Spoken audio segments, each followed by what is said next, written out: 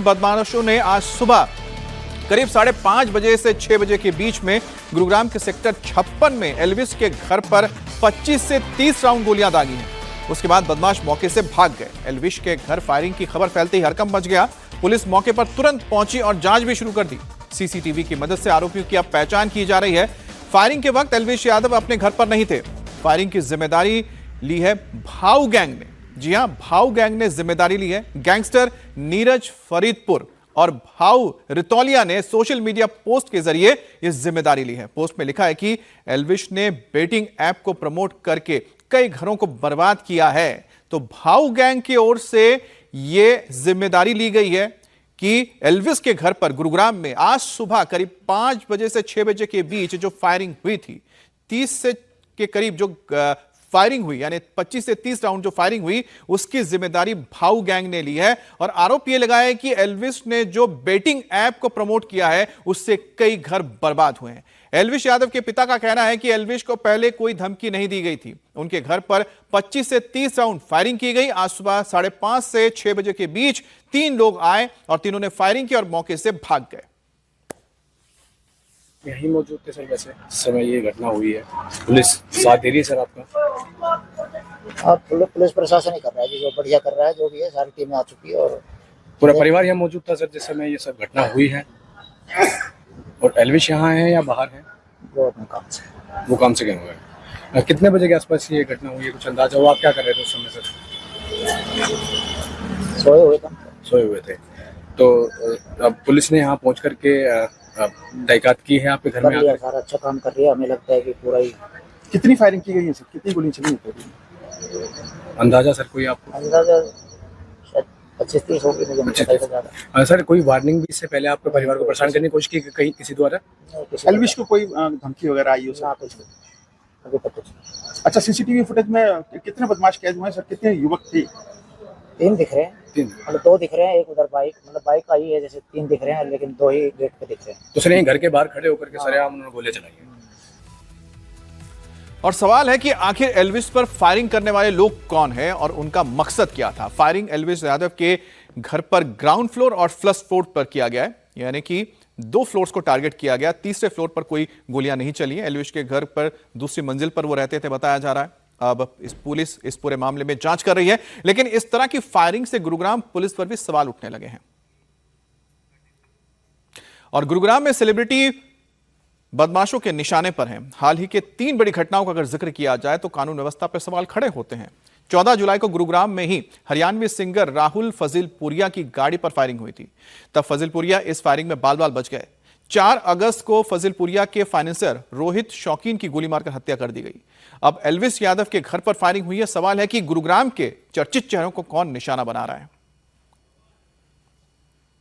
मशहूर यूट्यूबर और big boss OTT के विनर एल्विस यादव के घर पर आज सुबह ताबड़तोड़ फायरिंग हुई है। इस समय हम मौजूद हैं एल्विस यादव के गुरुग्राम वाले घर पर, जहां पर ये पूरी घटना हुई है। आज सुबह लगभग 5 से 5:30 बजे ये घटना हुई है, जिसमें कई राउंड गोलियां चलाई गई हैं 3 अज्ञात बदमाशों द्वारा। ये तीनों अज्ञात बदमाश बाइक सवार थे और बाइक सवार इस बदमाशों में से 2 लोगों ने ताबड़तोड़ फायरिंग की है। आप देख सकते हैं कि कई सारे गोलियों के निशान आपको ग्राउंड फ्लोर पर नजर आ रहे होंगे, वहीं फर्स्ट फ्लोर पर नजर आ रहे होंगे।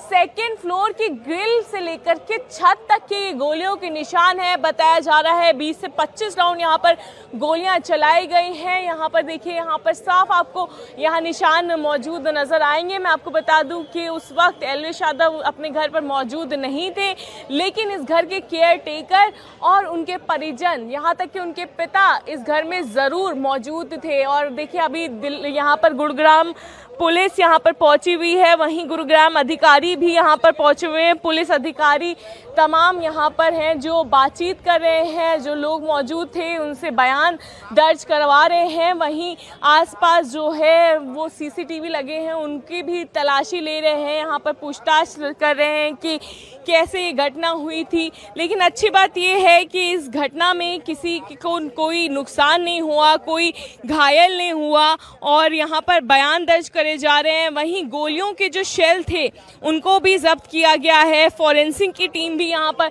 पहुंची हुई है। कई राउंड यहाँ पर फायरिंग की गई है, फर्स्ट फ्लोर, ग्राउंड फ्लोर, यहाँ तक कि दूसरे जो फ्लोर है उसकी छत तक के हमें यहाँ पर नज़र आ रहा है कि गोलियों के निशान हैं वो नज़र आ रहे हैं। राहत की ये बात थी कि एल्विश यादव अपने घर पे मौजूद नहीं थे और किसी को कोई चोट नहीं पहुंची है, लेकिन ये गुरुग्राम में पहली बार नहीं हुआ है जब किसी बड़े नाम को, सेलिब्रिटी को टारगेट किया गया हो। अब से कुछ ही दिन पहले राहुल फजलपुरिया जो मशहूर गायक हैं उन पर भी गोलियां चली थी, तो उससे भी जोड़ करके गुरुग्राम पुलिस इस पूरे मामले को देख रही है। और सीधे चलते गुरुग्राम, जहां पर हमारी सहयोगी इला काज़मी हमारे साथ जुड़ गई हैं। इला, फिलहाल अगर आपकी बातचीत हुई है, चश्मदीदों ने कुछ बताया, उन्होंने क्या देखा था, कौन लोग थे, तीनों ने किस तरह के कपड़े पहने हुए थे, क्या उनका हुलिया था? और दूसरी बड़ी बात है कि ये भाऊ गैंग ने जो जिम्मेदारी ली है, क्या परिवार को पता है कि किस तरह की रंजिश है भाऊ गैंग की एल्विस के साथ, या पहले इस तरह की कोई धमकी भरे कॉल्स आए हो, धमकी दी गई हो? जी बिल्कुल अमित, मैं आपको बता दूं आज सुबह 5 साढ़े 5 बजे के बीच में ये बड़ी घटना हुई है जब ताबड़तोड़ फायरिंग की गई है गुरुग्राम के घर में एल्विश यादव के। और जो तीनों फ्लोर हैं, आपको तीनों फ्लोर पर यहाँ पर गन के निशान मिल जाएंगे, गोलियों के निशान मिल जाएंगे। वहीं अभी भी एक टीम उनके घर के अंदर ही मौजूद है। जो 3 लोग हैं वो अज्ञात लोग बताए जा रहे हैं और उनमें से एक बाइक चला रहा था और 2 ने ताबड़तोड़ फायरिंग करी है। वो उनके मुँह जो है वो ढके हुए बताए जा रहे हैं और जो घर वालों ने बताया है वो यही बताया है कि इस प्रकार की कोई जानकारी उनको नहीं है कि किसी तरह की कोई धमकी मिली हो या पहले किसी गैंग ने कोई धमकी भरा किसी तरह का संदेश एल्विश यादव को दिया हो। लेकिन अब भाऊ गैंग ने ज़रूर इसकी जिम्मेदारी ली है। भाऊ गैंग ने ये कहा है कि इसलिए गोलियां चलवाई हैं क्योंकि बैटिंग ऐप का प्रमोशन कर रहे थे एल्विश यादव, इसके चलते। हालांकि उनके पिताजी बाहर निकले, उन्होंने ये ज़रूर बताया कि ऐसी उनके पास भी कोई जानकारी नहीं है कि बैटिंग ऐप में की वजह से उनको धमकी मिली है या किस गैंग ने इसकी जिम्मेदारी ली है। हालांकि जो गुरुग्राम पुलिस है उसने सीसीटीवी अपने जब्त कर लिया है। सीसीटीवी का आप जिक्र कर रही है इला, तो हो सकता है कि उसी से सुराग मिले और पता लग पाए कि आखिरकार जो हमलावर थे कौन थे और किस तरफ से आए, किस तरफ से भागे।